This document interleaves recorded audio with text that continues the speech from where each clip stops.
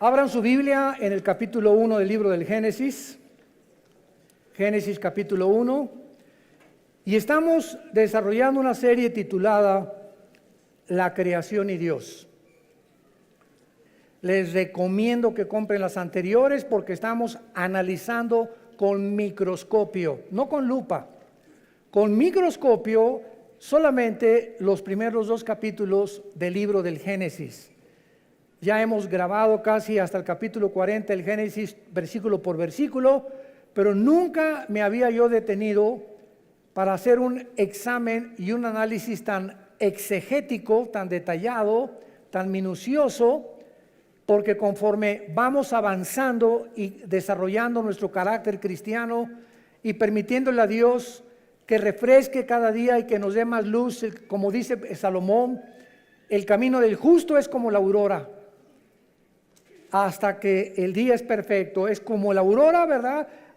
Porque cada vez que va saliendo el sol se va haciendo más grande hasta que el sol se pone en toda su plenitud.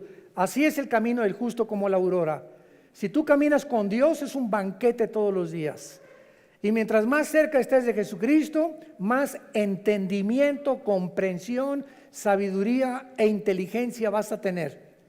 Y es impresionante que tú puedas leer la Biblia, por ejemplo, el Evangelio de Juan hace 2 años, y lo lees cada 3 o 4 meses, y cada vez que tú lees algo que ya habías leído, descubres algo que nunca te habías fijado que estaba ahí.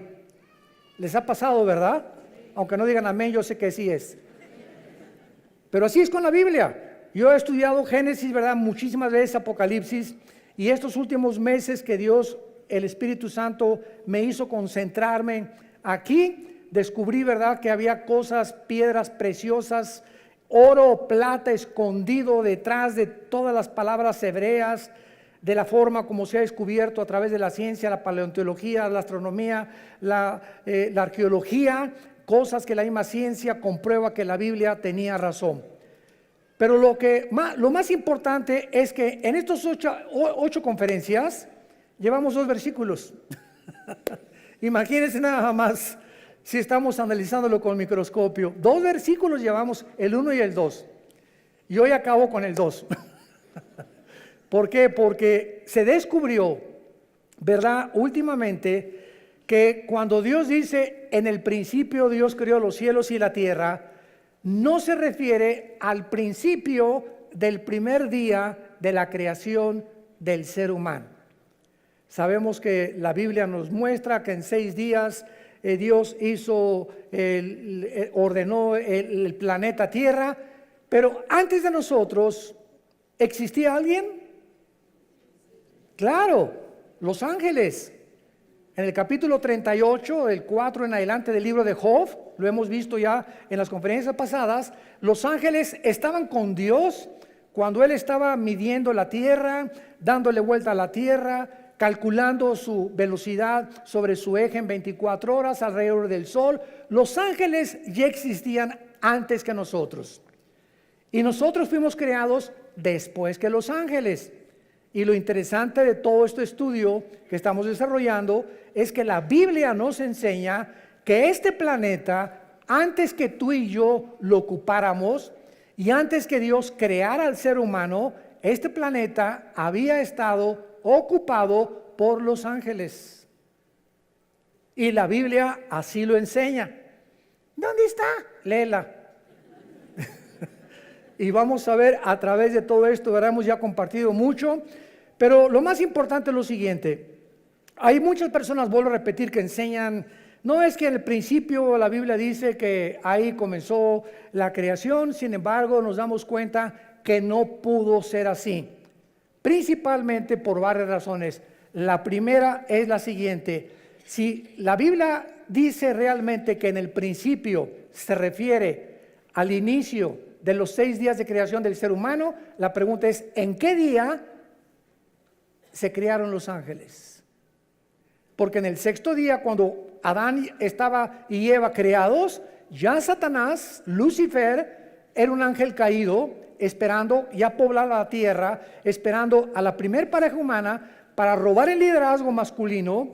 Por eso atrajo primero a Eva, para separarla del liderazgo, tratar de influir en ella, a través de ellos arrastrar a la raza humana, pero vemos que ya había ángeles antes que nosotros creados, y no pudieron haber sido creados en 24 horas y haber caído en el segundo o en el tercer día, porque la Biblia enseña lo contrario, que Satanás, antes de que nos crea a nosotros, desde aquí planeó. Isaías 14, del 12 al 14, y dijo: subiré, y si subes es porque estás abajo, ¿verdad? Entonces, cuando Satanás dijo subiré y seré como el Altísimo, es porque él estaba aquí en la tierra. Y en Ezequiel 28 dice que él fue creado en Edén, en el mismo lugar geográfico donde Dios puso a Adán y Eva. Existía un Edén, pero no como el de Adán y Eva.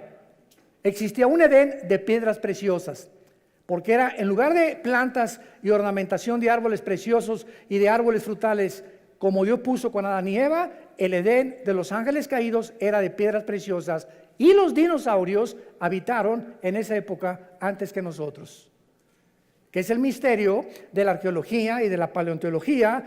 Cuando existieron los dinosaurios, pues sabemos que 20 millones de años, 30 millones de años, y tienen toda la razón. Se acaba de descubrir uno en Argentina hace 2 semanas, los huesos de dinosaurios, de fósiles, y eso demuestra que si los dinosaurios, a través de la prueba del carbono 14, el potasio argón y la radioactividad, que son los métodos científicos para poder datar el origen, o por lo menos cuando las cosas comenzaron a ser, datan de 25, 30, 40 millones de años. Entonces, si los dinosaurios están datando que vivieron hace 15, 20 millones de años, ¿qué significa esto? Nosotros los seres humanos tenemos aquí en el planeta Tierra lo máximo 10,000 años, lo máximo. Se calcula que 6,000 años de historia por las genealogías, no más de eso. Pero nuestro planeta es más viejo de lo que nos imaginamos. Y de ahí los programas de Discovery Channel, los aliens, los extraterrestres. ¿Y quién hizo las pirámides de Egipto, las de Yucatán? ¿Quién les dio a los mayas el conocimiento que tenían para, sin calculadora, sin computadora, sin ningún instrumento, sin telescopios, haber datado la Tierra o el movimiento de la Tierra en 365 días, segundos, minutos y segundos? ¿Quién les enseñó a los mayas tan grande inteligencia y conocimiento? ¿Cómo es que todas las estructuras mayas en Yucatán, en Guatemala, Centroamérica, están orientadas a las constelaciones, a las Pléyades y al Orión, que menciona el libro de Job?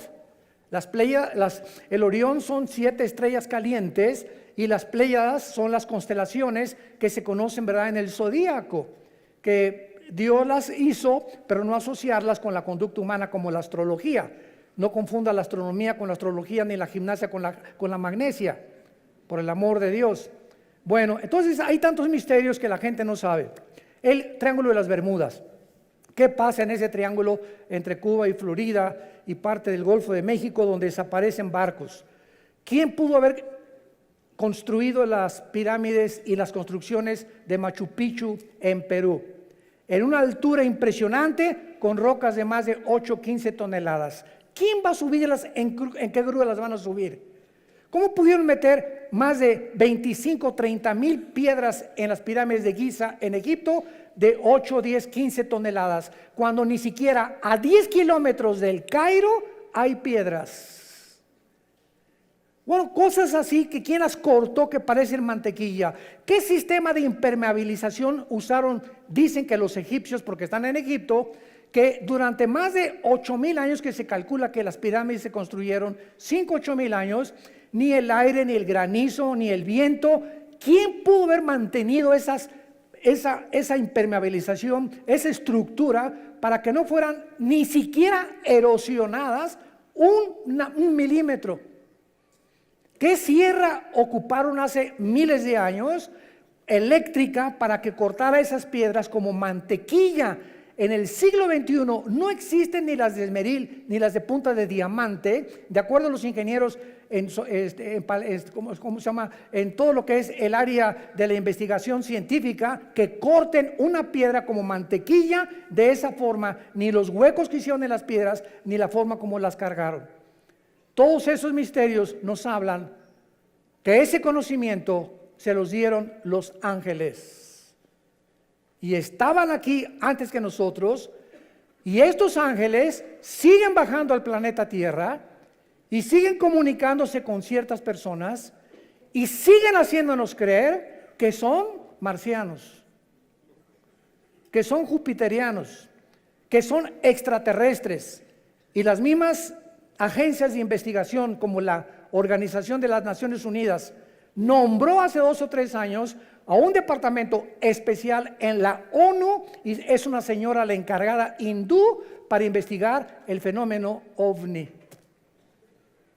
Entonces, algo nos dice que hay algo más allá del espacio, pero la gente no sabe que la Biblia nos habla y nos dice que así es. Sí existen extraterrestres, pero no son jupiterianos, ni venusinos, ni marcianos, son ángeles caídos, con contacto con los hombres, dando inteligencia, dando sabiduría a muchas personas, con la única condición que le vendas tu alma al diablo. Y así hay artistas que son bailarines impresionantes, cantantes que son impresionantes, grupos de rock pesado que son impresionantes y que se hacen millonarios, y nadie sabe que detrás de ellos hicieron pacto con Satanás. Y Satanás te hace millonario, y Satanás te hace famoso, y Satanás te hace que llegues a la presidencia de la república, y Satanás te da lo que tú le pidas, pero viene y te cobra la factura. De ahí las palabras de Jesús: ¿de qué le sirve al hombre ganar el mundo si pierde su alma? Muy bien, vamos pues a hacer un estudio muy breve de los ángeles para darnos cuenta que estos ángeles también en la Biblia se les llama estrellas, para que comiences a aprender más acerca de estas entidades espirituales. Ve apuntando los versículos. Jueces 5:20 dice así: desde los cielos pelearon las estrellas, desde sus órbitas pelearon contra Císara. Nos damos cuenta que las estrellas no puede ser un lenguaje literal ni figurativo, sino que se está refiriendo a los ángeles. Y vamos a seguirlo comprobando y leyendo, por ejemplo, ahora en Daniel capítulo 8, versículo 10, dice así, Daniel 8, 10: y se engrandeció, está hablando del anticristo, hasta el ejército del cielo, y parte del ejército y de las estrellas echó por tierra. Y cuando leemos Apocalipsis 12:4, donde ya se corren las cortinas, se nos dice que el dragón o Satanás o Lucifer arrastró la tercera parte de las estrellas del cielo. ¿A quién se refiere? A los ángeles caídos. Entonces vemos en primer lugar que estas entidades espirituales, los ángeles, que existen todavía y que no son los demonios son completamente diferentes a los ángeles, habitaron antes que nosotros el universo, siguen teniendo control en muchas partes del universo y siguen en contacto con muchos seres humanos. Muy bien. Ahora vemos nosotros también muchas cosas que ya habían sido creadas antes que nosotros. Por ejemplo, el sur, el norte, el oriente y el occidente, que forman el cielo, ya existía en el principio, antes del primer día de la creación. Los átomos y las moléculas que forman la materia ya existían antes que nosotros. La tierra ya estaba colgada sobre nada. Antes que se descubriera y dijeran que estaba cargada, que Charles Sattler la cargaba, ¿se acuerdan? O pintaban la tierra sobre una tortuga, y tantas tonterías que hacían los libros de astronomía. La Biblia, en el libro de Job, ya había profetizado que la tierra colgaba sobre nada. El abismo y las aguas ya existían antes que nosotros, y las tinieblas ya cubrían la tierra. Todo esto fue creado en el principio. Ahora pongan atención, por favor. Cuando dice la Biblia, en el principio, no había ángeles, no había serafines, no había querubines, no había absolutamente ninguna criatura en el universo, ni galaxias, ni hoyos negros, ni planetas, ni estrellas, más que el Padre, el Hijo y el Espíritu Santo. Dios habita en la eternidad. Y cuando la Biblia dice en el principio, Dios formó e inventó el tiempo, porque el tiempo no existe en la eternidad. Cuando hablamos del tiempo, claro que nos imaginamos una línea que parte de aquí, decimos por sécula seculorum, por los siglos de los siglos, o sea, que nunca va a tener fin. Esto no es la eternidad. Esa es la forma en la que nosotros nos imaginamos la eternidad, algo que no tiene final. La eternidad no tiene tiempo. Velo apuntando. En la eternidad no hay la materia como la de nosotros.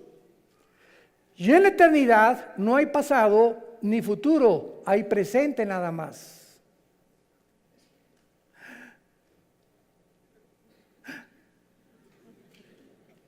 Y cuando Dios se revela a nosotros a través de Moisés, Éxodo capítulo 3, le pregunta a Moisés, ¿cómo te llamas? Y entonces en el hebreo se usan 4 consonantes sin vocales que se tradujeron Yahweh o Jehová, que significa en el tetragramatón, yo soy el que soy. O sea, no soy el pasado ni el futuro, yo soy el que soy ahorita, en el presente. Entonces, esto no lo podemos nosotros imaginar hasta que venimos a la Biblia. Les dije que les iba a salir humo por las orejas. Miren ustedes, ¿cuándo fue escrito el Apocalipsis? Hace 2000 años por el apóstol Juan, ¿ok? Juan está hace 2000 años en la isla de Patmos, 93, 94 años de edad, se calcula que murió como a los 96, 97 el apóstol Juan. Ahí se le aparece Dios y Juan viaja en el tiempo 2000 años. Viaja hacia el futuro y ve algo que no ha sucedido y que está escrito en el Apocalipsis. Los juicios, las plagas, las trompetas, las copas, el anticristo, el falso profeta, la iglesia cómo iba a acabar, todo Juan lo ve y lo escribe aquí. Entonces Juan está escribiendo algo que ya sucedió, que no ha sucedido y que está por suceder. Les dije. O sea, Juan está escribiendo algo del futuro que ya sucedió, porque si lo vio, tenía que estar viendo algo que estaba sucediendo.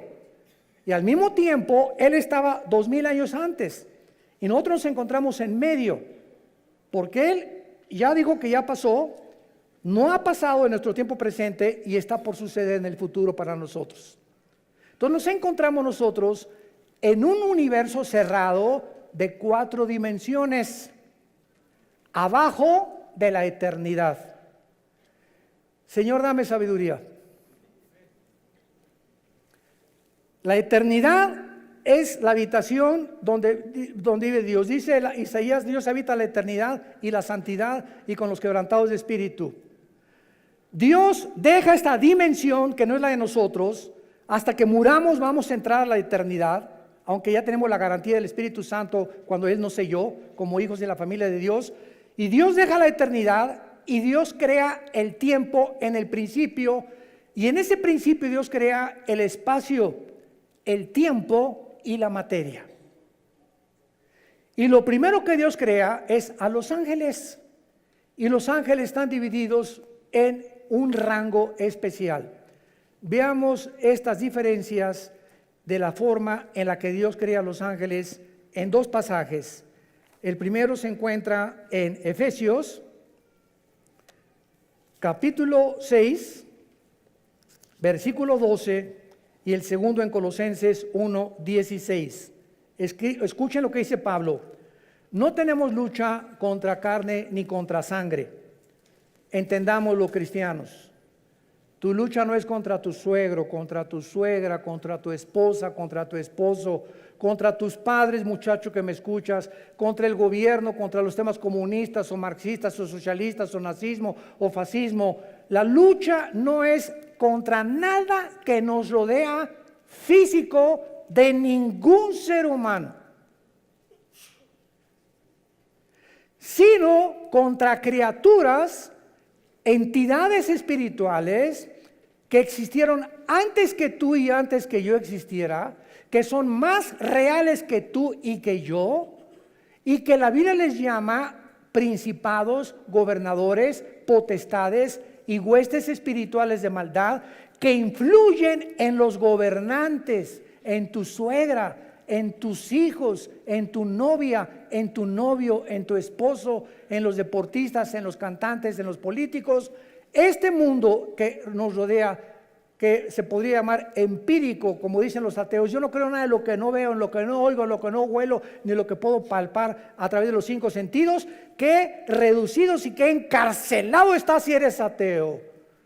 Porque hay otra dimensión que nos rodea que es mucho más real, que la Biblia nos saca a la luz y que nos muestra que si no estás tú consciente de este mundo que nos rodea, te van a volver loco tarde o temprano. Porque el campo de batalla del ser humano aquí se encuentra en la mente. Aquí está la guerra entre el bien y entre el mal. Y nosotros decidimos de qué partido nos vamos a poner. Del América o de las Chivas. Del Barcelona o del Real Madrid. Será melón, será sandía. Es la decisión de nosotros como agentes morales responsables. Dice Efesios 6:12, no tenemos lucha contra sangre y carne, ya vivamos en el Espíritu. Dejemos, y en lugar de pelear contra tus padres, contra tus hijos, contra el gobierno, oremos. Es a través de la oración que podemos ganar todo. Es a través de la oración que cambia a tu esposo, que cambia a tu esposa, que cambia a tus hijos, que cambia a tus papás, que podemos cambiar el gobierno, que podemos cambiar muchas cosas. Es nuestra arma espiritual, la oración. Porque nuestra lucha es contra principados, contra potestades, contra los gobernadores de las tinieblas de este siglo, contra huestes, o sea, ejércitos, millones. Estos son los demonios espirituales de maldad en las regiones celestes. Dice en Colosenses capítulo 1 versículo 16, porque en Él fueron creadas todas las cosas, o sea en Jesucristo, las que hay en los cielos y las que hay en la tierra, visibles e invisibles. Escuchen, sean tronos, potestades, todo fue creado por medio de Él y para Él. Tronos nos habla de que estas criaturas espirituales invisibles, que la Biblia le llama ángeles caídos, se sientan para gobernar. Un trono es donde alguien se sienta para gobernar, y cualquiera que sea rey o gobernante tiene que tener súbditos, ¿verdad? Eso es lógico. Entonces hay gobernadores de las tinieblas que tienen gobernando sin que la gente lo sepa, están siendo gobernados, está siendo influido por espíritus inmundos, espíritus de maldad que quieren desviarte y abortar el plan de Dios para tu vida. Dominios son los que dominan o ejercen control sobre lugares geográficos de la tierra. Hay principado sobre México, otro sobre Canadá, otro sobre Estados Unidos, otro sobre El Salvador, sobre Nicaragua, Brasil. En cada país hay un principado satánico. Debajo del principado hay gobernadores, y hay un gobernador en el estado de México, en el estado de Oaxaca, en el estado de Nuevo León, y así como hay gobernados y está organizada una república, más o menos de la misma forma están organizados ellos también. Y este modelo de organización se encuentra en la Biblia, desde el libro de Deuteronomio. antes que el derecho romano existiera. Los principados son los que funcionan como los principales líderes, y las potestades los que tienen autoridad delegada, prestada, no es de ellos. Dios permite a muchas entidades espirituales que actúen de acuerdo al gobierno que quieran tener. ¿Me escucharon?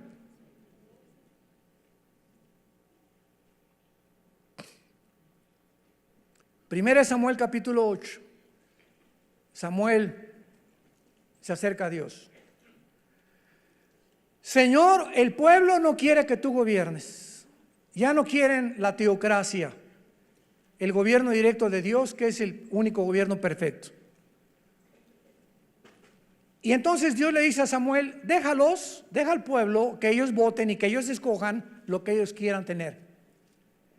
Y van a escoger, como antes no me consultaron a mí, ni me tomaron en cuenta. Dios le dice a Samuel, 1 Samuel 8, van a escoger a un hombre, y Dios profetiza lo que el rey Saúl iba a hacer con Israel. Y van a escoger un hombre que va a entrar con muchas cosas, prometiendo muchas cosas, etcétera, etcétera, y los va a acabar oprimiendo, y se van a arrepentir y se van a volver enemigos contra mí. Y fue exactamente lo que le pasó al rey Saúl. Acabó consultando brujas. ¿Se acuerdan a la bruja de Endor? Entonces Dios no puso a Saúl. Dios permite. No es que, como dice la Biblia, claro que él y está ejerciendo su dominio porque él es soberano, pero muchas veces Dios permite que pasen cosas, como por ejemplo, Dios no quiere que las mujeres gobiernen la iglesia, que sean las pastoras las que gobiernen la iglesia. El liderazgo de la iglesia, el liderazgo de la familia y de las naciones se las dio Dios a nosotros los varones. Pero cuando en una casa el varón no es responsable y la mujer toma las riendas de la casa, y comienza la mujer a enseñarles a los niños la Biblia y a dar lecciones de moral y a darle dirección a la casa, Dios se alegra. No es que Dios quiera que ella gobierne, pero cuando el varón abandona su posición, Dios levanta aún a las piedras, las hace hablar. Cuando en la iglesia no hay hombres, Dios levanta mujeres. En cada vez que voy a mis viajes me preguntan: ¿qué opinan las mujeres pastoras? Gloria a Dios y las bendigo, porque cuando hay pastoras es porque no hay hombres, y porque no hay hombres por lo irresponsable y negligente, que ya no supieron nunca la responsabilidad ni tuvieron el valor de levantar una iglesia a ellos, y las mujeres llegan y toman el liderazgo. Dios lo permite, pero no es su voluntad. Entendamos eso. Dios quiere que los hombres gobiernen las naciones. Y desgraciadamente, qué increíble ahorita en el siglo XXI, la única mujer en las casi 200 naciones que tenemos en el globo terráqueo es cristiana. Angela Merkel, la primer ministro de Alemania, es mujer. Ninguna otra persona. Bueno, ahora gracias a Dios que ya Jair Bolsonaro, el presidente de Brasil, hay que orar por él, está en el hospital, le dio neumonía, levantó la Biblia antes de ser elegido ahora como gobernante después de las crisis de Brasil, y le pidió a Dios que lo guiara. El presidente de Colombia también está orando, usando la Biblia también. Hay un contrapeso ya, gracias a Dios, por estos hombres que comienza Dios a levantar como políticos, y gracias a ese pueblo que están orando por estos gobernantes. Oremos por México. Oremos por México. Muy bien. Entonces, así es como están organizados estos ángeles. Ahora, muy bien, dentro de estas entidades espirituales hay 6 que menciona la Biblia. Número 1, los querubines. Los querubines no son ángeles. Vamos a demostrarlo ahorita. Son criaturas espirituales con muchas alas, y siempre se relaciona en la Biblia con la santidad de Dios. La palabra querubín en el hebreo es la palabra kruf, con K-R-U-W grande, que significa los que adoran, los que bendicen o los que alaban. Y en Isaías 6 se describen arriba del trono de Dios diciendo: santo, santo, santo a Dios. El arca que construyó Moisés por instrucciones de Dios, en el propiciatorio le dijo Dios: de una sola pieza haz 2 querubines, con las alas tapando sus caras, viendo hacia donde se derrama la sangre. En otras palabras, estaban protegiendo la santidad de Dios. Cuando Adán y Eva fueron expulsados del huerto del Edén, Dios no mandó ángeles, mandó un querubín en la entrada del huerto del Edén. Génesis capítulo 3, con una espada y con encendida, y la espada significa la justicia. En otras palabras, ese querubín se puso en la puerta del huerto del Edén para decir: ningún ser humano regresa al huerto del Edén, ningún ser humano regresa al paraíso de Dios hasta que la justicia de Dios se cumpla y la santidad que yo represento. Y como ninguno de nosotros podíamos hacernos justicia por nosotros mismos, Dios envió a su Hijo a que hiciera justicia en nuestro lugar. Y cuando Jesucristo es el justo que Dios recibe en la cruz, sin defecto y sin mancha y sin pecado, esa justicia de Él nos la imputa Romanos 5:1, justificados por la fe, declarados ante el tribunal cósmico de Dios que somos justos sin ser justos. Es como un saco, como una mancha que tuviera yo aquí de tinta. Antes de Cristo, la mancha era el pecado, que Dios solamente la cubría. Hasta Cristo ningún pecado había sido borrado, solamente la sangre de los animales figurativamente cubría el pecado. Y cuando viene Cristo, no nos viene a cubrir, sino que lava el pecado como si nunca lo hubiéramos hecho, y entonces nos da un saco que no es de nosotros, que se llama en Filipenses 3 la justicia de Dios por la fe, y en Romanos capítulo 3 esta justicia dice que tú y yo ante los ojos de Dios somos justos porque alguien cumplió esa justicia, y Dios nos declara siendo pecadores santos, siendo malos buenos, y siendo injustos nos declara justos. ¿Y todo por qué? ¿Porque te fuiste a la villa de rodillas? ¿Porque hiciste un auditorio para los niños pobres? ¿Porque hiciste un asilo para ancianos? ¿Porque regalaste todo tu dinero cuando te muriste? No hay nada que pueda adjudicarnos la justicia. Se llama la gracia de Dios. Un regalo que no merecemos.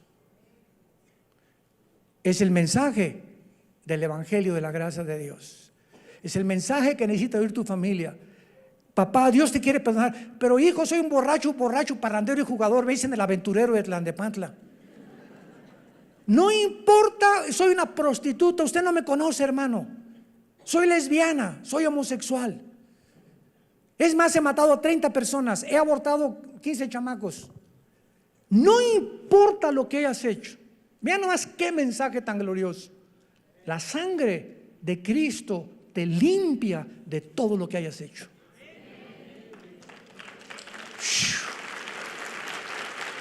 ¡Wow!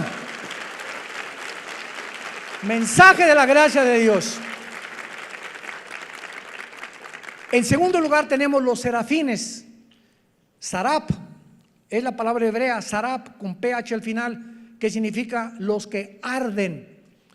Los serafines son otras criaturas espirituales que arden, o sea, de pasión, se consumen con el fuego por la santidad y el amor de Dios.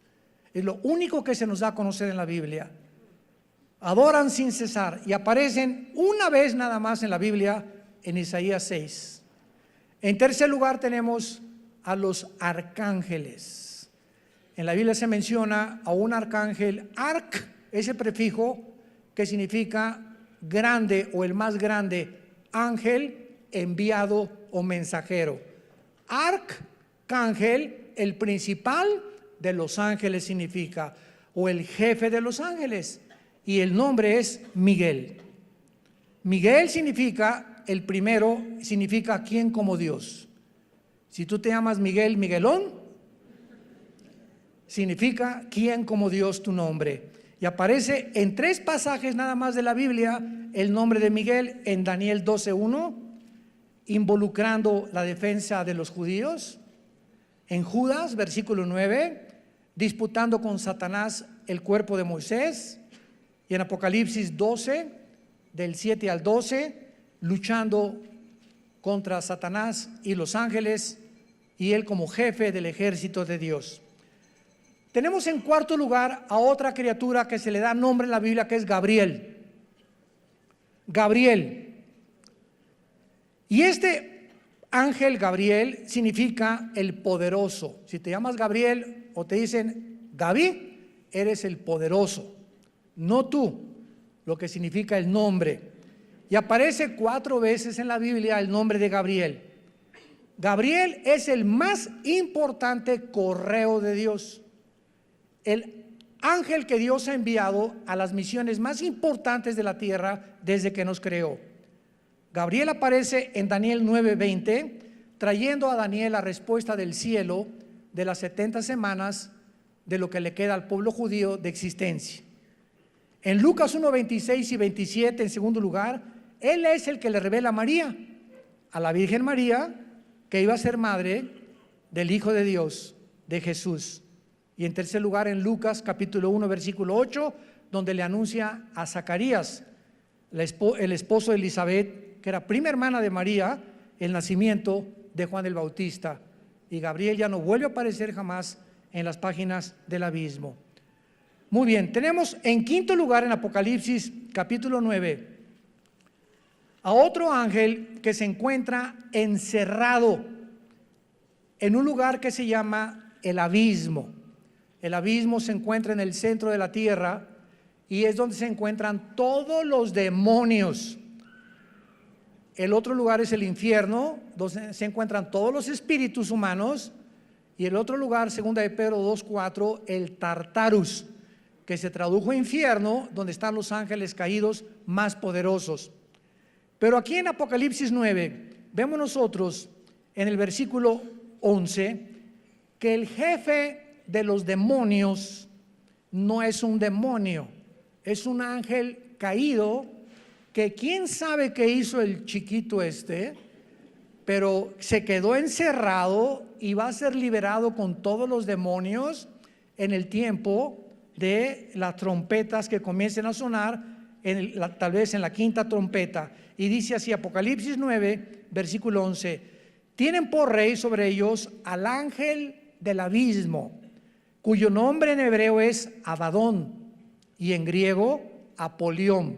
La palabra Apolos, Apoluni en griego significa el destructor. Entonces es el segundo más poderoso de Lucifer o Satanás, que está encerrado en el abismo y lo puso Dios como jefe, como una cárcel. Él es el guardián de esa cárcel de todos los demonios. Y finalmente tenemos a Satanás, que su nombre no es Satanás ni tampoco es el diablo. El nombre de esta criatura espiritual que era del rango de los querubines.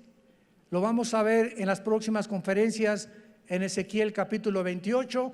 Él era un querubín y Lucifer es el nombre del diablo. La palabra Satanás significa enemigo, apúntalo, o adversario. Viene del hebreo Satán, pero ese no es un nombre, es un título. Diablo significa acusador, tampoco es un nombre, es un título. El nombre es Lucifer. ¿Qué cosa más irónica que significa Lucifer? El que lleva la luz, el portador de la luz. Y se le asociaba con Venus, con el planeta Venus. Y a los ángeles se les asocia con las estrellas. Y todo esto lo vamos a ver por qué.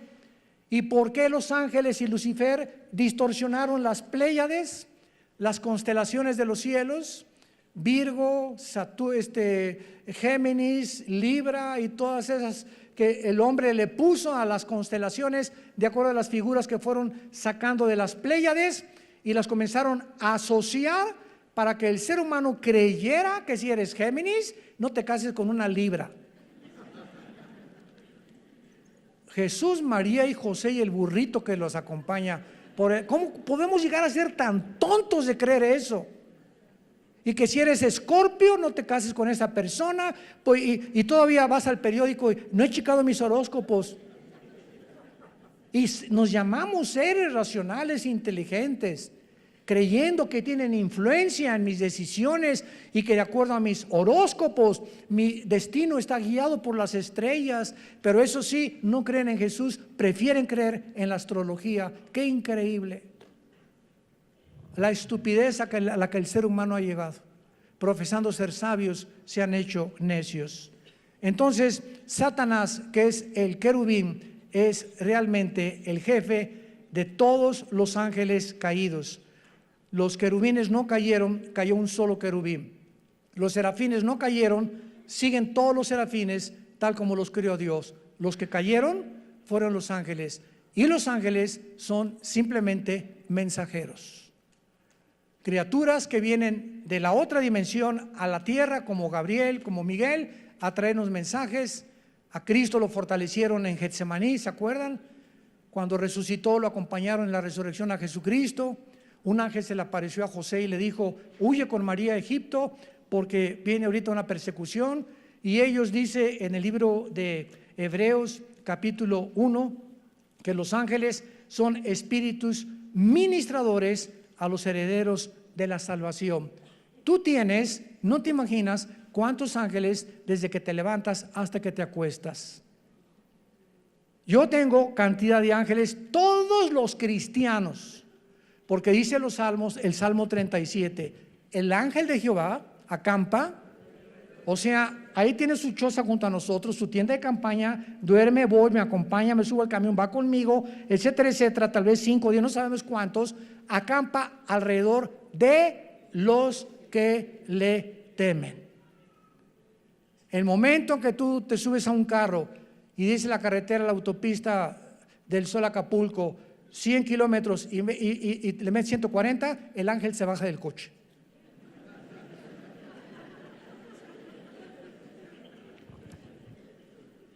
Yo hace muchos años, antes de ser cristiano, corría motos, fue otra de mis pasiones. En 2 circuitos corrí motocicletas, tuve 2 accidentes de muerte. Bueno, tuve 4 en total antes de ser cristianos de muerte, así de muerte, que sobreviví por el plan de Dios. Y cuando me convertí, ¿verdad? Me dijo un hermano: mira, si quieres, dije, ya no quiero motos deportivas, una Harley Davidson. Me dice, hace muchos años, me dice este hermano, que era un pastor, un consejero: si tú quieres usarla, le dije, ¿puede un cristiano como una moto? Claro que sí. Una bicicleta, claro. Un patín del diablo, también aunque se llame diablo, se puede usar el patín también, porque no son del diablo, ¿verdad? Puede esquiar, claro que puede esquiar. Me puedo aventar de la quebrada, aviéntate si quieres. Puedo ir a Bale allá, a Denver a esquiar. Mira, puedo hacer lo que tú quieras, siempre que respete las leyes y lo que el gobierno ha impuesto. Entonces respeta los altos, respeta la velocidad, y Dios se hace responsable de cuidarte. Y se los digo y doy testimonio, mi esposa es testigo, mis hijos también. Desde que me convertí jamás volví a tener un solo accidente, ni en moto ni en coche tampoco, porque tenemos que tener el temor de Dios. Y entonces Dios nos cuida y sus ángeles nos van a abrir el camino y van a evitar muchos accidentes en nuestra vida, que de otra manera tenemos por querer violar las leyes de Dios. Y finalmente, existen ángeles, ¿verdad?, al servicio de Dios y al servicio de Satanás.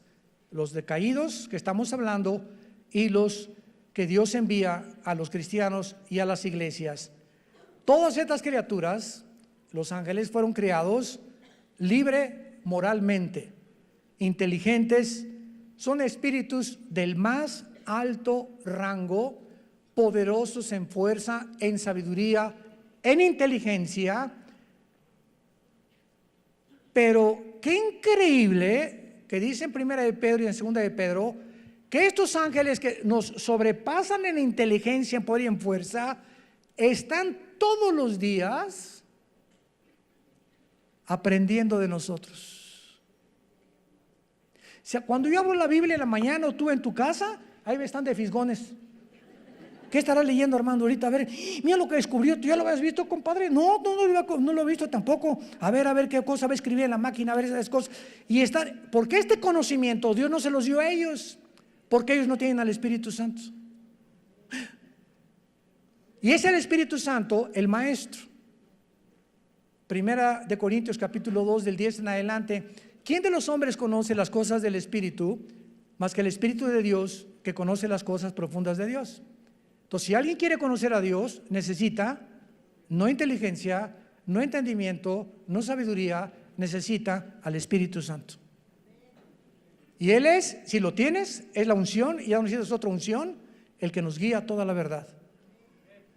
Y los ángeles están aprendiendo la gracia y la misericordia, porque para ellos, escúchame bien, no hubo perdón. Segunda de Pedro capítulo 2, no perdonó Dios a los ángeles. ¿Por qué? ¿Injusticia de Dios? No.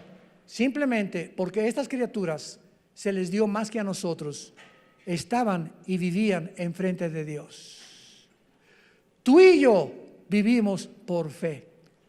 Creemos en aquel que no hemos visto, le adoramos y le bendecimos sin jamás haberle visto, más que oímos su palabra como las ovejas. Cuando el pastor agarra el cayado y golpea las piedras, ¿sabían que las ovejas son semiciegas? Una oveja ve de aquí a 3 metros, pero si aquí está la oveja y aquí está el pastor, la oveja no lo ve. Y son tan brutas y tan indefensas y tan inútiles, por eso nos compararon con ellas. Dios no se equivocó en compararnos con ellas. Que no ven al pastor, pero el pastor no hay un pastor que no traiga un cayado. Y cuando el pastor comienza a golpear, no lo ven, pero siguen sin verlo. Y dice la Biblia en Juan 10, nosotros tampoco lo vemos, pero lo seguimos cuando lo oímos. Aquí en su palabra. Sean hombres de la palabra y hombres del Señor.